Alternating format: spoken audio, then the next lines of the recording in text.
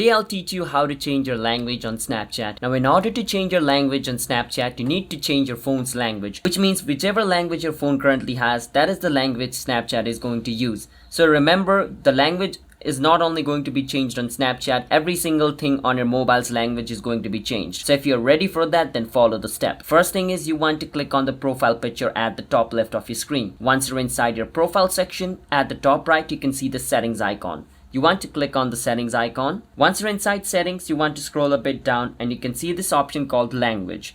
Once you see it, click on language and it's going to show you this. From over here, click on where it says go to settings, and then it's going to take you to your phone setting. And inside of your phone settings, at the bottom you can see this option called language. So my language is on English, so I will click on it, and from over here I can change it to anything I want. I can just click on a language, and once it shows a tick mark right beside that language is going to be used on my device, not just my Snapchat, on every single other app of my device. So you need to be ready to change all the language of your device. But that's how you guys can change language on Snapchat. If you guys found our video helpful, hit the subscribe to our channel, How to Guide. I'll see you guys next time.